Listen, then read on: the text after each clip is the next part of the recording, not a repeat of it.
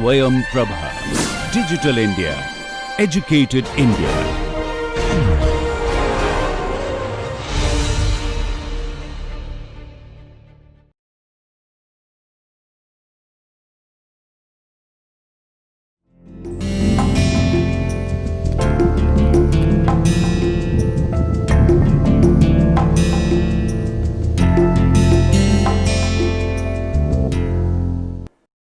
Hello, my name is Dr. Himanshu Tyagi and I am teaching this course on heat and mass transfer.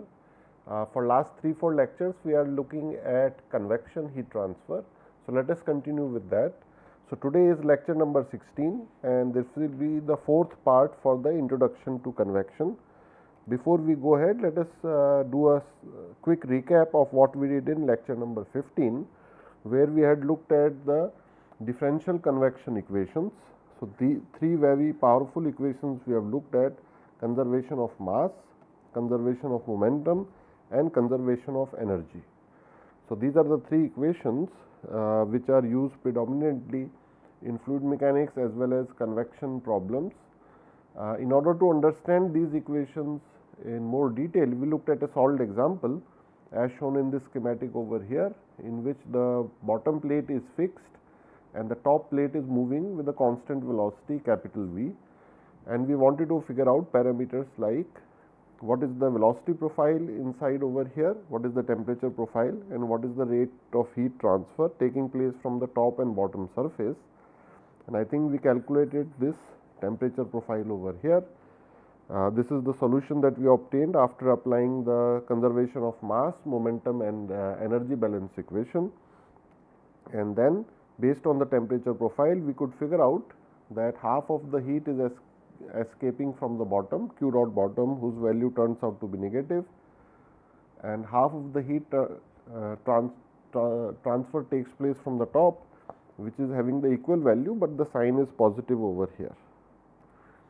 Then we went and looked at with the solution of Blasius equation, and with that solution we are actually directly able to get the value of the boundary layer thickness, which is delta x, for both the velocity boundary layer delta x as well as the thermal boundary layer, which is delta Tx, and both are related to one another with just a multiplier fraction linked with Prandtl number. So, we looked at also the physical importance of boundary layer, that in reality it is very thin. So, we looked at one example, the distance at which after flowing at 1 meter per second on a flat plate, the distance at which the boundary layer turns turbulent is approximately 7.5 meters, and if we plot that distance on the x axis and we figure out that the velocity boundary layer is only about I think we have put it 5 centimeters thick. So, only 2 inches after 7.5 meters. So, if we compare these two numbers, it turns out that the shape of the boundary layer is going to be very thin. It is going to increase very gradually, almost along the flat plate it is moving. So, these are some of the things that we looked at, and then we asked ourselves some questions as well, that what are these parameters. I think somewhere back we asked that question. Nope. So, I will summarize that question again, that how do we calculate the value of these parameters once we want to average them, and which parameters are we talking about, like written over here on the right hand side. For heat transfer, we want to calculate these three values, Q dot, H and Nusselt, and I can put a subscript L, that we want these values for a plate of length L as shown over here.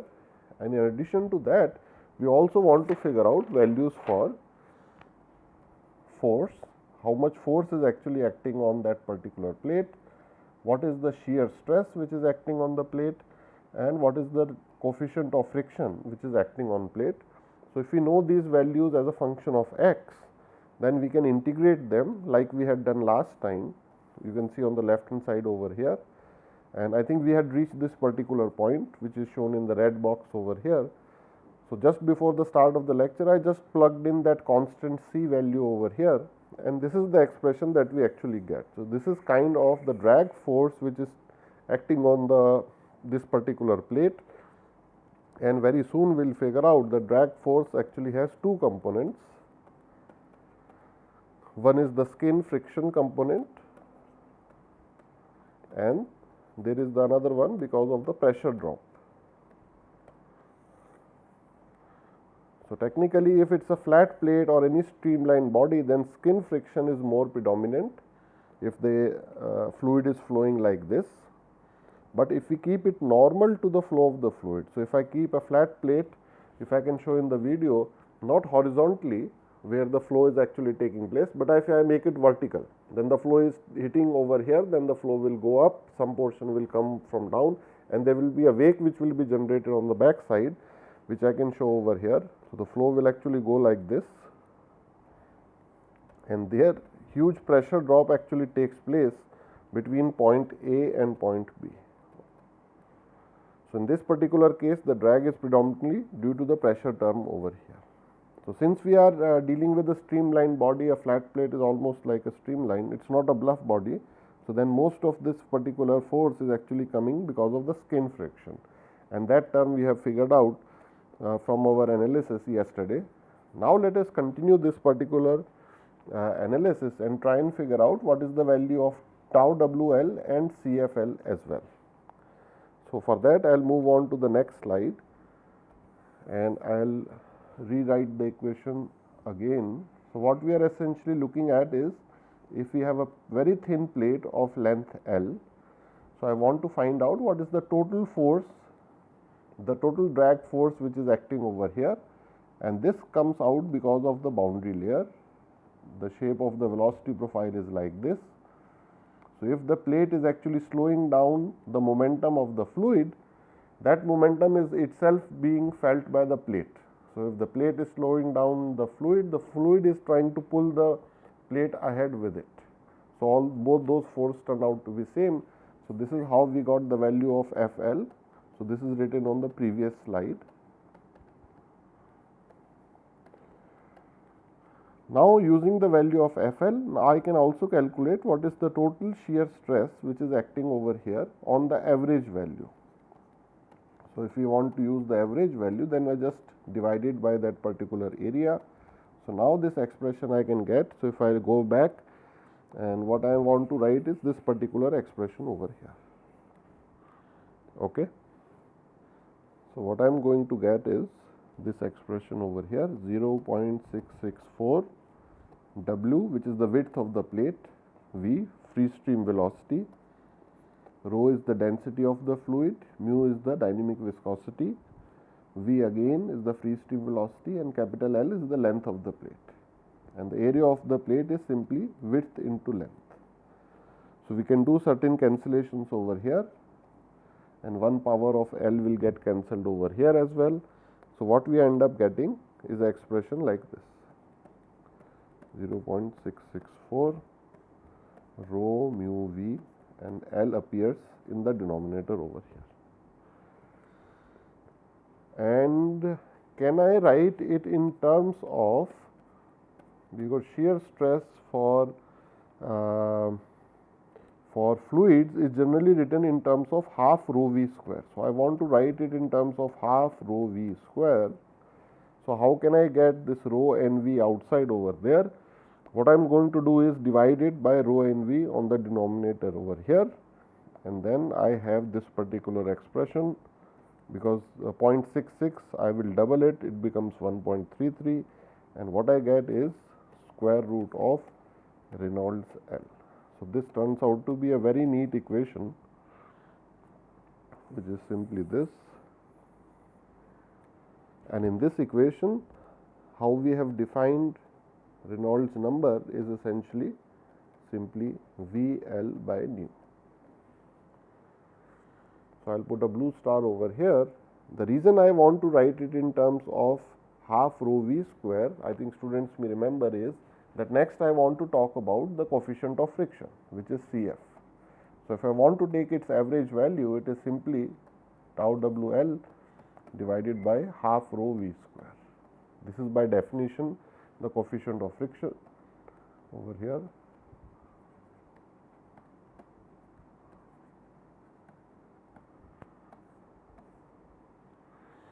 And then we plug this thing over here, and all we get is 1.33 divided by square root of REL. So, this also turns out to be a very neat equation over here, and these are all average values that we have calculated. So, let me do a quick recap of what we have done in the last 5 minutes and where did we start from. So, we actually started from the Blasius solution. You remember yesterday we had looked at the Blasius solution, and from there we got the value of delta x. Then we plugged in this particular equation. So, we can see that we have obtained these two particular relationships that I have highlighted with green star on the left hand side, which is the shear stress for the whole plate, the average value, and the coefficient of friction, average value. So, let us move on to the right hand side and just recap how we have actually progressed. We started with the Blasius solution, which gave us these values over here.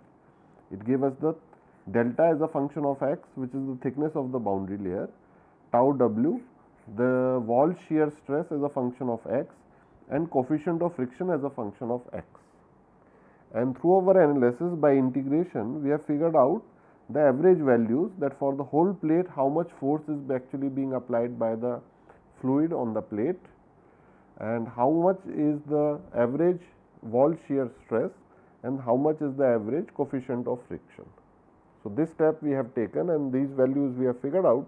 And why are engineers actually interested in the average value more is because we are wanting to figure out what is the overall force which is acting on a particular plate, even if it is horizontal or vertical, and based on the overall values we want to calculate the overall wall shear stress and the overall coefficient of friction.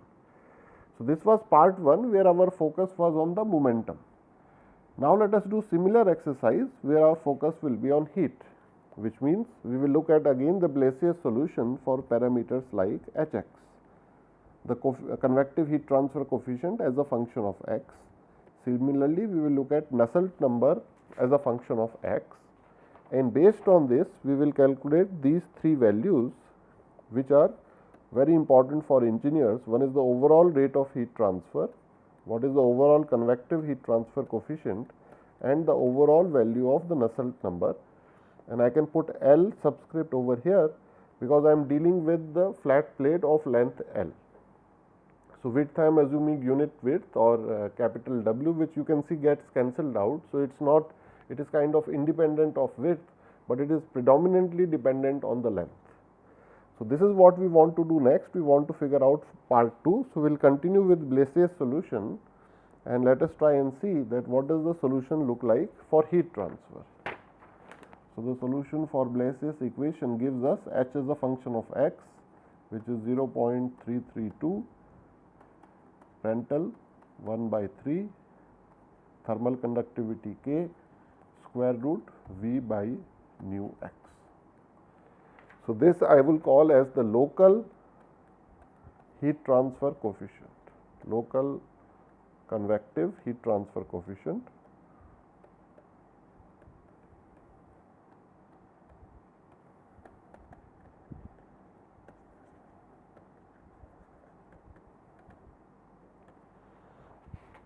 And based on this equation, I can also write the local Nusselt number, which will simply be Hx into x divided by k, because by definition this is what we should get, and this expression turns out to be 0.332 Prandtl 1 by 3 k Vx by mu.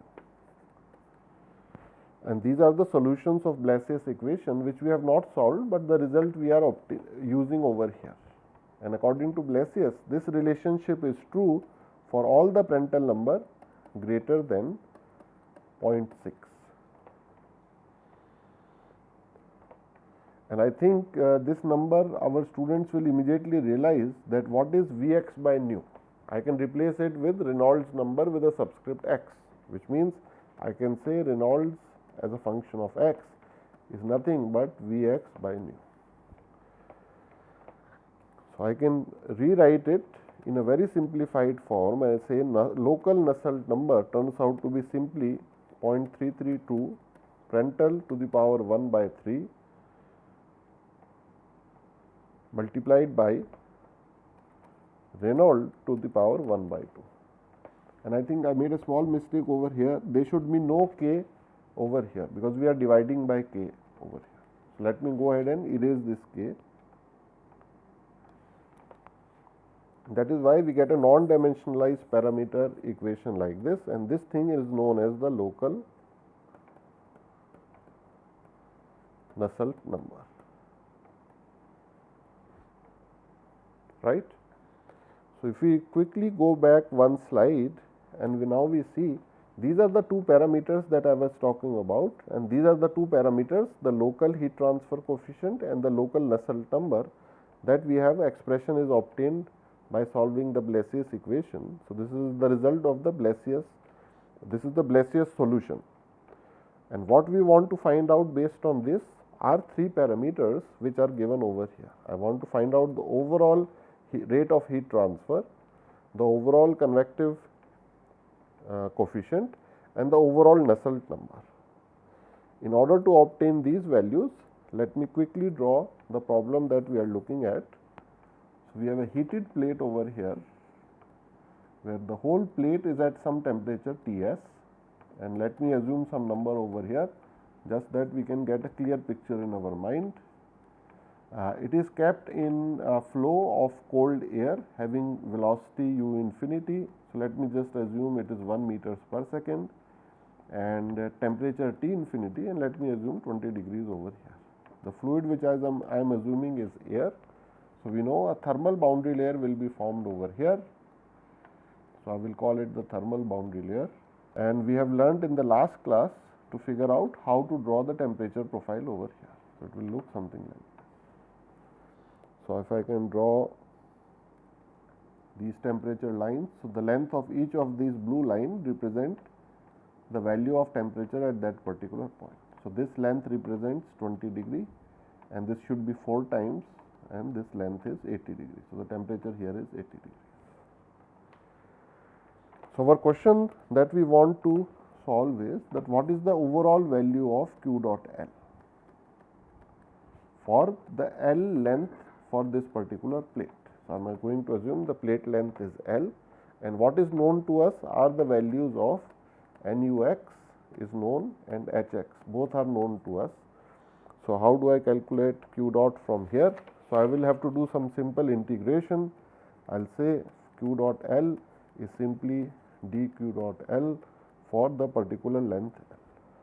So, what I am going to do is I am going to assume, if I draw it in 2 dimension the plate, that at this particular point, this particular area I am taking as dA, having the small differential element dx, the width of the plate is W, overall length is L, and this small dQ dot I am taking as how much convective heat is going out from here, dQ dot. So, in order to find the value for the whole plate, I will just figure it out for a small strip and then integrate it with over the whole distance. That is what I am doing mathematically over here.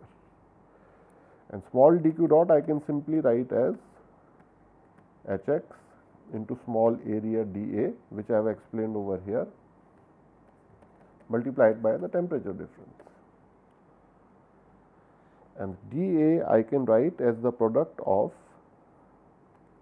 dA is simply this width W multiplied by the differential element dx. So, that I can substitute over here, and what do I get next is simply, and the constants I will take outside. So, width is a constant and Ts minus T infinity is also a constant. All I am left with is Hx dx, which I want to integrate from 0 to L. And Hx value I will go back one slide and write from there, because that value we have already obtained from Blasius solution. So, let me go back and write the value of Hx.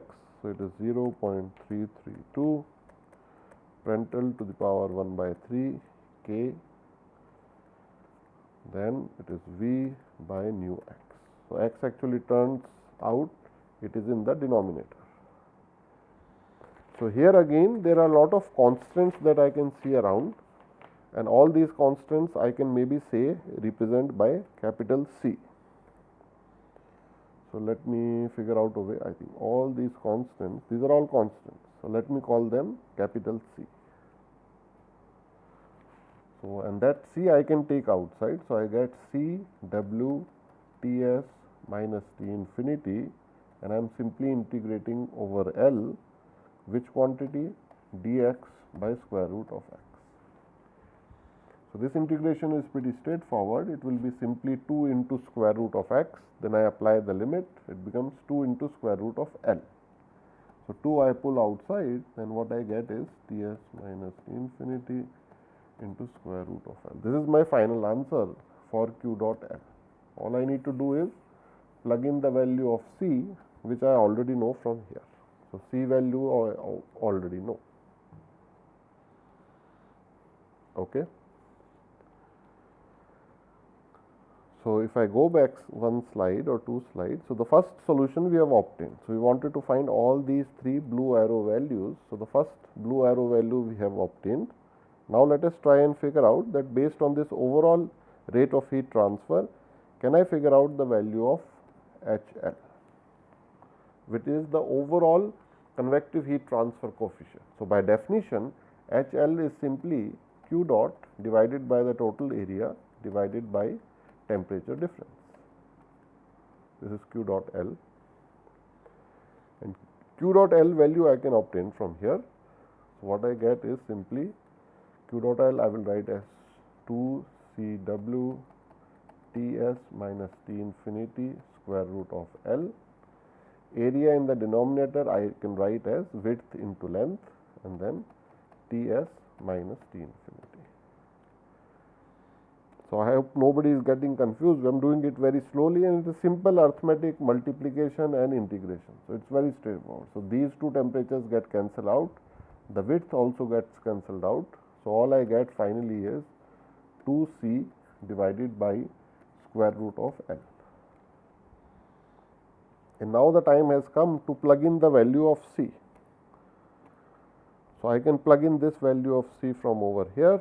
So, C is simply 0.332, which I have to make twice. So, I get 0.664 times Prandtl to the power 1 by 3 times K, and in the square root I think I will get V by nu L.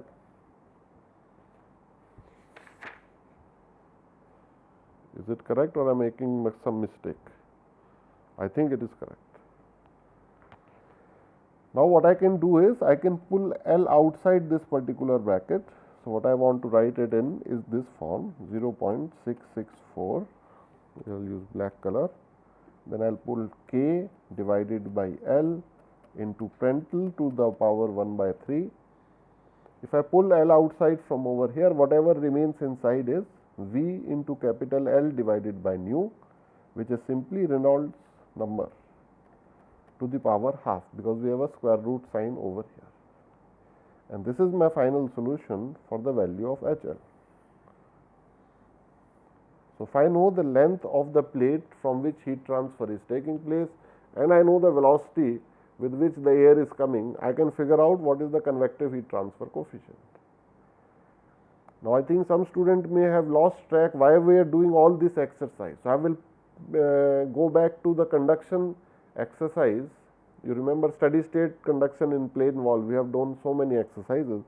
So, I will just share over there that we used to figure out some temperature profile under steady state, and then we used to take two heat transfer coefficients, one on the left side, one on the right hand side. So, this was HL, temperature T infinity L, here we have T infinity R and HR. So, now we are beginning to get a glimpse that how we will be able to find out the value of HL, because in those problems we were just taking some numbers like 2 watts per meter square Kelvin, maybe from book or from experience. Now, we can figure out from all the properties over here that if we just know what is the height of this particular wall H, and I know the velocity of air over here, and I know the thermal properties of air like the value of K, rho, Cp, Prandtl number, other properties, then I can figure out the value of HL. It is as simple as that. The only thing that we are assuming in this whole thing is that the flow is laminar. That is the only thing that we are assuming. So, we have got very beautiful result, and also we have correlated it to our objective, that why are we studying all these convection topics, external convection, internal, introduction, the natural convection, forced convection, all these things. It is just to figure out that when we are doing some conduction problem or convection problem, then in the boundaries that some heat transfer coefficient has to be assumed. So, can we make a very good assumption? That is the purpose over here, and I think that is what we have obtained. And the final, so I will go back and put a tick over here, because we have figured out the value of HL also. The only thing which is remaining is Nusselt L, NUL. And all I can do is simply divide this whole expression, because Nusselt L is what? It is HL divided by K. And we can see that K by L is appearing over here, which means it will just get cancelled out. And if I can write little bit small over here, Nusselt as a function of L will simply turn out to be, maybe I will switch to another color, will simply turn out to be 0.664 times Prandtl to the power 1 by 3 and Reynolds to the power 1 by 2. Another interesting thing we have, I can see in this particular blue equation over here, I am putting a blue star. What does this equation remind us of? So, maybe I will write over here.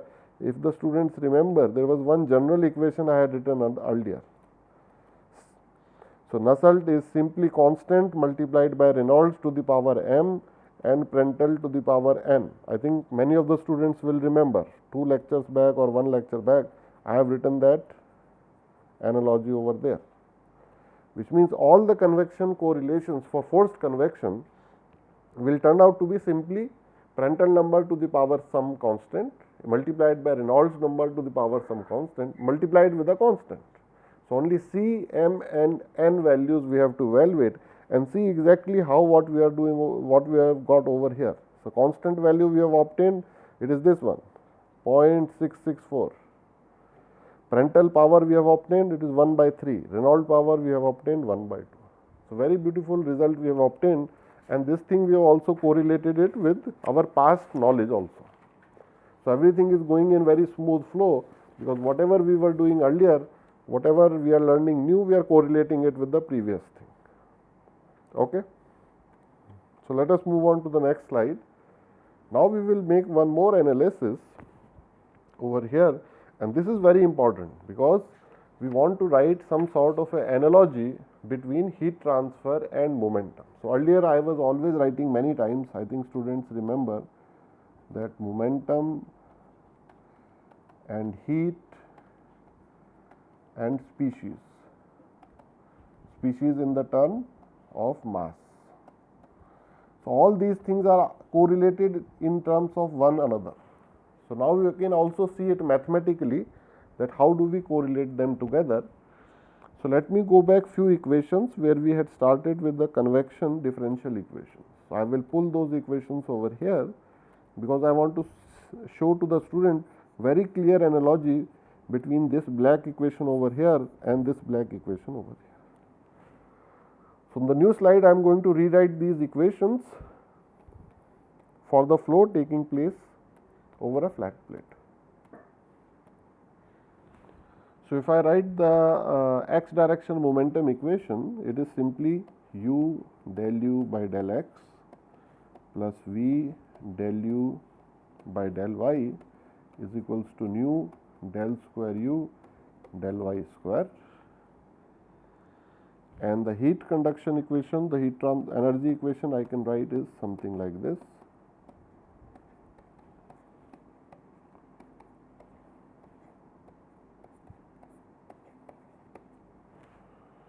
Now, some student may actually ask that why have I not written some term over here. There was one term del p by del x, and there was another term for here del square t by del x square.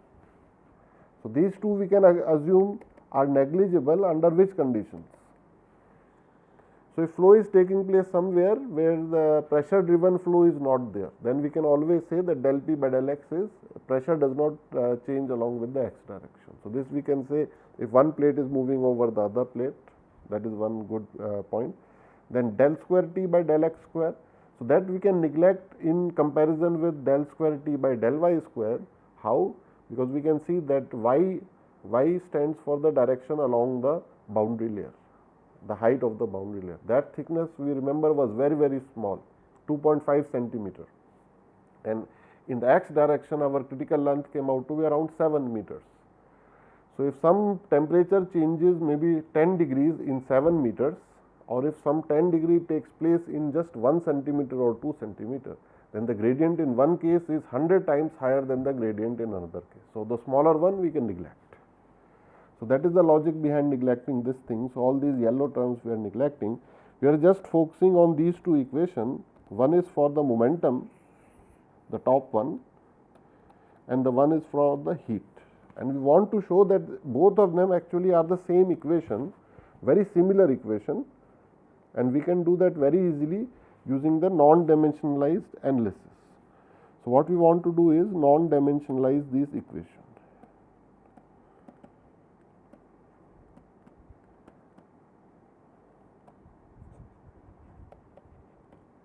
I will just pause for just a little while. Let me go ahead and do that, so that I can jump ahead and try and give some correlation over here. So, the correlation that what we are trying to find out is that momentum is governed by parameters like, or the result of momentum is seen in parameters like force, how much force is acting on the plate, how much wall shear stress is acting, how much friction coefficient is acting. These are for momentum. And for heat, the similar parameters are how much is the rate of heat transfer, how much is convective heat transfer coefficient, and what is the Nusselt number. So, if I can write one equation in which Nusselt number and the coefficient of friction I can correlate. In other words, if I can show somehow that Nusselt number and coefficient of friction are correlated,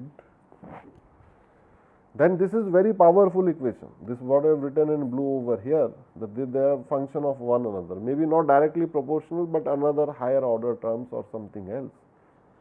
See how powerful it is. What it would mean is that if some ship is going somewhere, or some cardboard which is inside the water, it is I am dragging it around.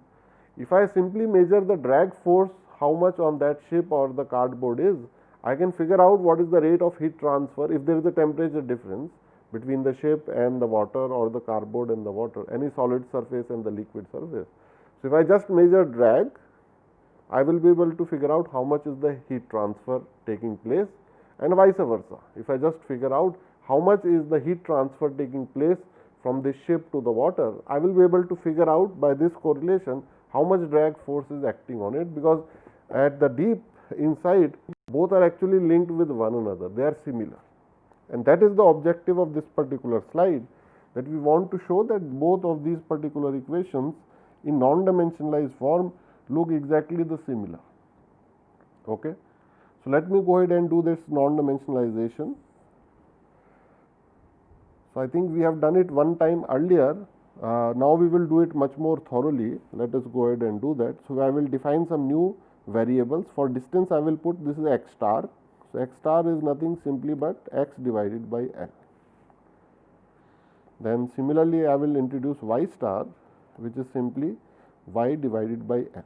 So, both the coordinates x and y now I have converted into non-dimensionalized coordinates simply by dividing it with the characteristic length, which means if I am if the plate is, let us say 8 meters long, and I am standing at the 4 meter point, that instead of saying that x equals to 4 meter, now I will say x is 0.5, because 4 divided by 8 will give me 0.5. That is what I want to do. Now, I will also non-dimensionalize the x direction velocity u with the free stream velocity capital V, and similarly I will non-dimensionalize the velocity in the y direction, which was v earlier, with v star, which is I will just divide by the free stream velocity. So, always keep this picture in mind that we are talking about this particular boundary layer over here. The coordinate system I will put, this is the x direction, this is y direction, and this is my free stream velocity, which I can write as V, and the free stream temperature is T infinity. The temperature of the surface, which in reality could be the surface could be the ship or some cardboard or anything which is submerged in the fluid, it could be aerofoil as well. So, these are the type of non-dimensionalizations that I am going to do. So, I will put a box over here, and the last one I will do is I will non-dimensionalize temperature also. So, I will now do that. What I will do is I will introduce a non-dimensionalized temperature T star, which I will take as the difference between this and the T surface and T infinity and T surface. So, in all the cases this non-dimensionalized parameter will go between 0 and 1. So, if you know it is 0, then the lowest value, if it is 1, then the highest value. Now, let us apply all these non-dimensionalization equations in the two green equations given on the top left side, and then see what happens to these equations. So, let us do for the first equation what will happen. So, what I am doing is looking at this first equation over here, I will put equation number 1.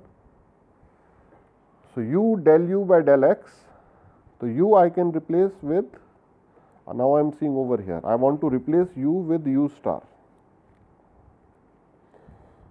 So, u I can replace with u star into v, right, and x in the denominator I can replace with x star into v. What does this mean? U del u by del x can become what?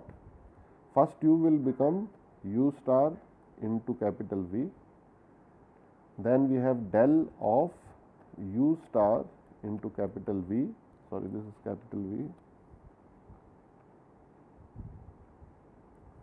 In denominator I have, instead of del x, I will write del x star into capital L. Is that correct? Can I simplify it little bit further? What I will get? I will get, first is the u star, then all these are constants. So, let me show the constants in green color over here. So, capital V is actually constant, this capital V is a constant, this L is a constant. So, all constants I can club together and I will say it becomes V square by L. I can take them outside the bracket, right? Constants I can take outside the differential sign. And what do I get is del u star by del x star. Okay. So, this is how I have non-dimensionalized the first term. I am going slowly just to explain to the students. So, this first term is equivalent to u del u by del x is become this particular expression over here. Similarly, for v I can also do. So, v del u by del y simply becomes what? Again I will take out the constants over here, it will become v square by L, and what will remain is simply v star del u star by del y star, right. So, second term also I have non-dimensionalized over here, second term I have non-dimensionalized. What happens to the third term, del square u del y square? I think that also is very easy.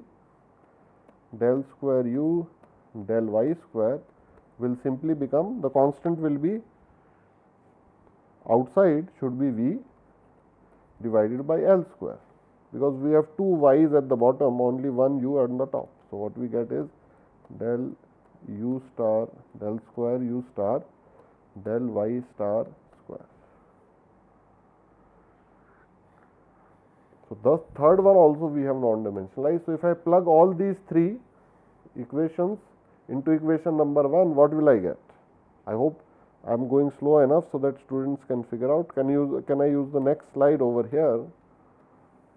So, this whole equation will become something like this. So, it will be v square by L u star del u star divided by del x star plus again v square by L, then we have v star del u star by del y star, and the right hand side was nu into v by L square, nu into v by L square and del square u star divided by del y star square.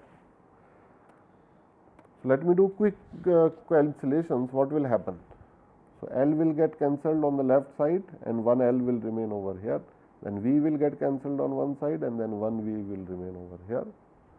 So, what we will essentially get is the whole equation on the left hand side will be non-dimensionalized. Oops. Okay. So, we will get the first term plus we will get the second term, and on the right hand side what will we get? We will be having nu divided by capital V divided by capital L, and then this term over here. So, these non-dimensionalized terms are long to write, so I am not going to write them. And what is this number over here? V L by nu is simply 1 by Reynolds number L.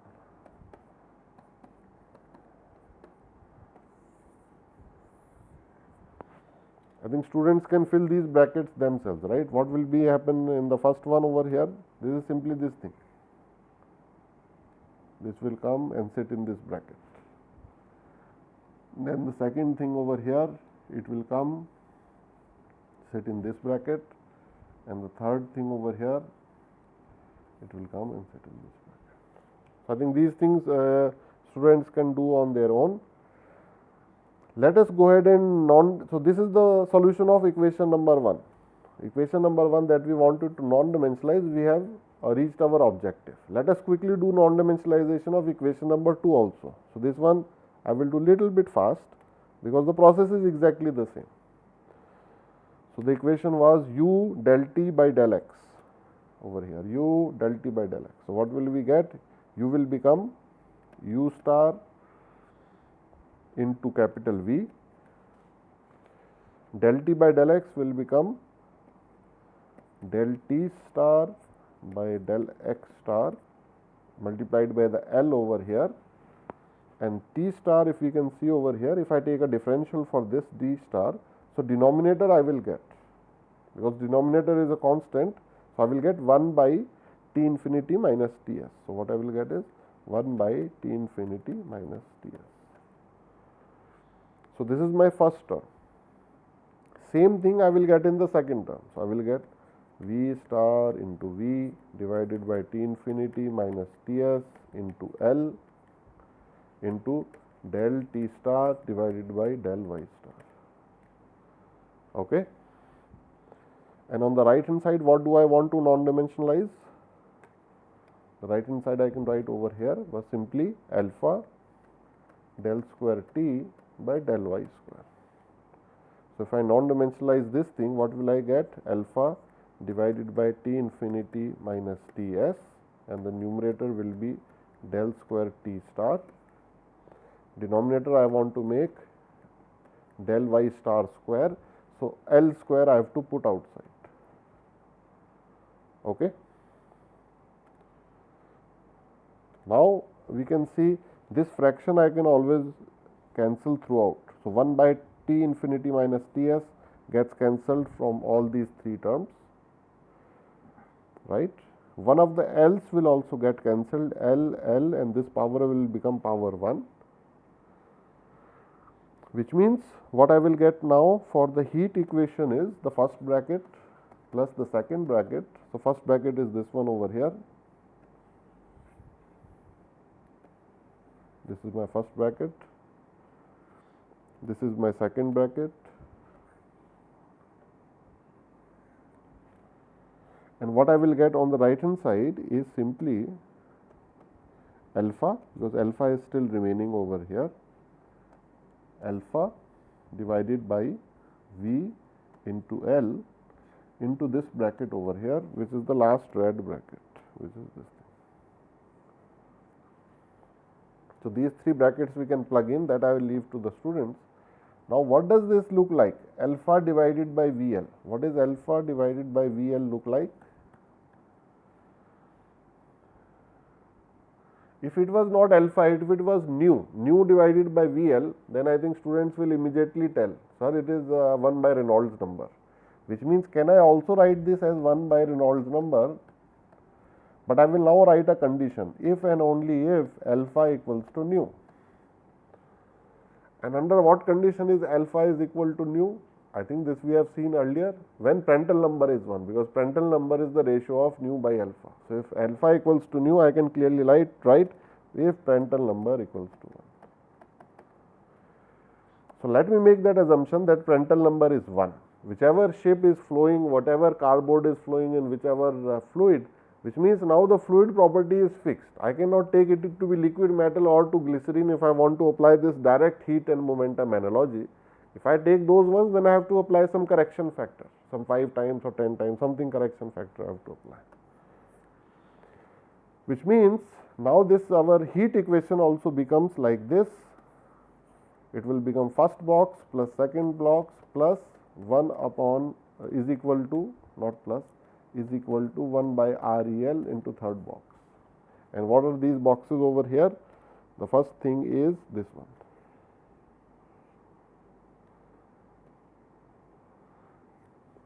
So, let me go ahead and write the final non-dimensionalized form. So, what I am going to write is all these boxes. So, maybe I can write it small over here. I hope you will be able to see it. So, this is the momentum equation.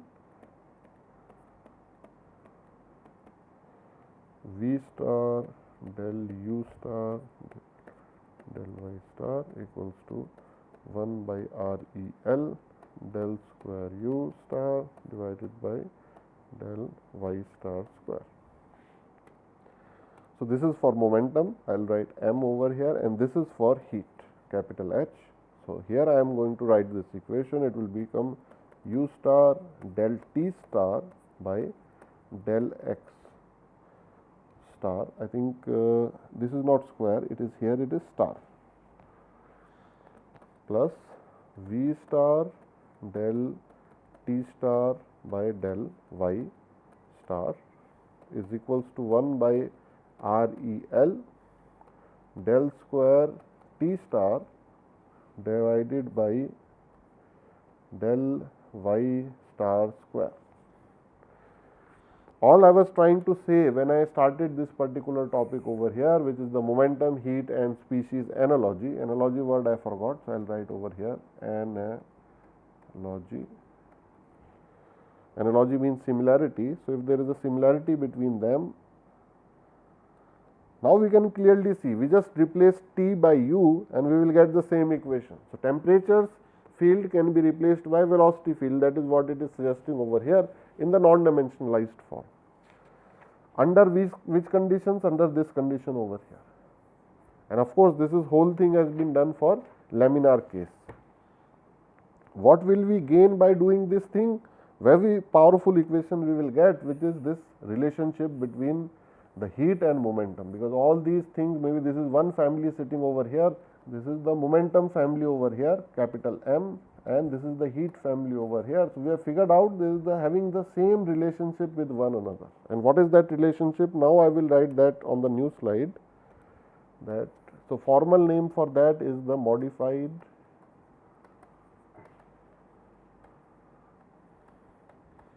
Reynolds analogy, and it is also known as the Chilton-Colburn analogy. It is simply given as Cfx is directly a function of Nusselt x with two constants over here. So, constants I will write in Greek. This is just a constant REL by 2, and this is also constant over here, Prandtl to the power minus 1 by 3. That is it. So, on the left hand side, the family name I can keep is the momentum family. On the right hand side, I can give the family name as this is the heat family. So, if we have some sort of a plank or something which is floating, I am pulling it with some velocity over here. This is in the river, so some wake is being formed over here.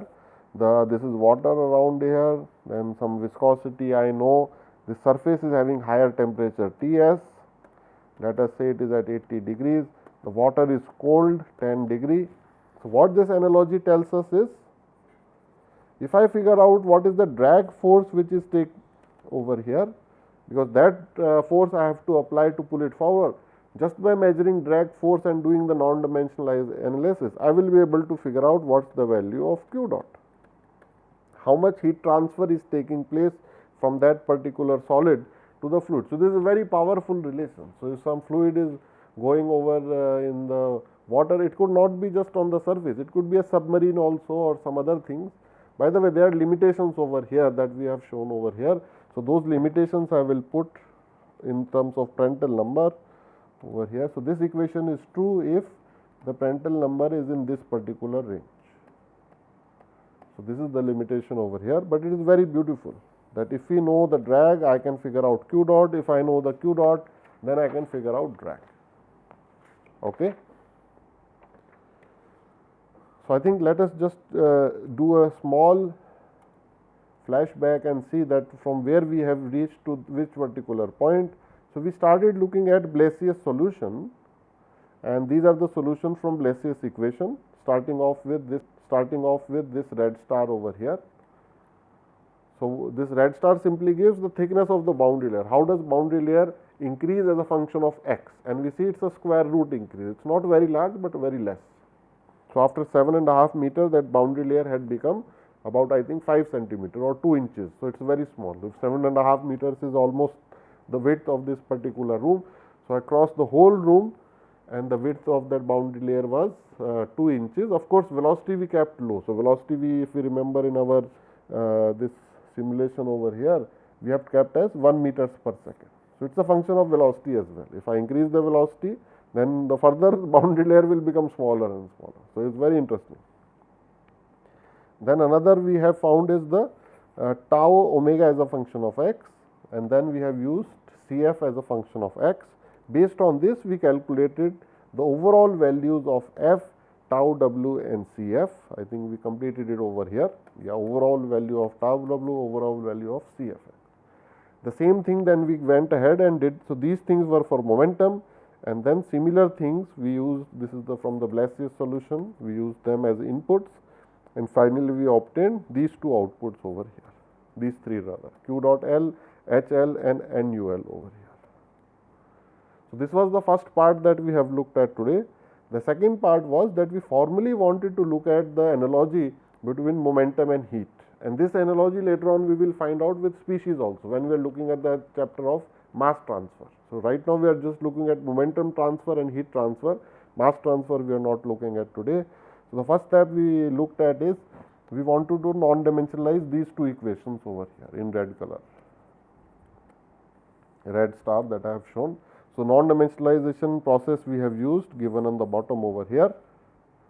Then some time we spent, we non-dimensionalize the equation, and finally we can show over here with red arrow that momentum and heat equation in non-dimensionalized form under the assumption Prandtl equal to 1 look exactly the same. So, it is a very interesting result that we found, and encouraged by this result, then we went on and formally looked at the modified Reynolds analogy, or the same thing known as the Chilton-Colburn analogy, which actually gives very beautiful relationship between Cfx and Nux. So, if you know one, I can calculate the another. If I know Nusselt, I can calculate Cf. So, Cf directly gives me drag force, Nusselt will give me the rate of heat transfer. So, then one example I have shown over here. This can also be true for aerofoil. So, if aerofoil is there, or maybe in a submarine some sort of a that hydrofoil is there, then if we figure out over here under certain assumptions, if we figure out what is the total drag force which is taking place over here, then indirectly it means if you know the drag force, we can calculate the value of q dot and vice versa. So, both are actually true, and in real life this gives very interesting results as well. So, I can show it with the shading over here, and please keep it in mind that these things are true under certain assumptions. So, the assumption that we have mentioned over here, I have clearly shown that fluid property in this particular case, because Prandtl number is the fluid property, it should not deviate very much. So, over here what we are targeting is that according to the assumptions, the fluid property is such that the Prandtl number has to be greater than 0.6 and it will be lower than 60. So, if we are in this particular range, so that fluid we can choose. So, I think water also and air also both are lying in this particular range under the normal temperatures if we are not going very much deviation. So, I think with that we have reached towards the end of this particular lecture. Yes. So, I thank everyone, and then we will join again and we will continue the analysis of convection next lecture onwards. Thank you very much.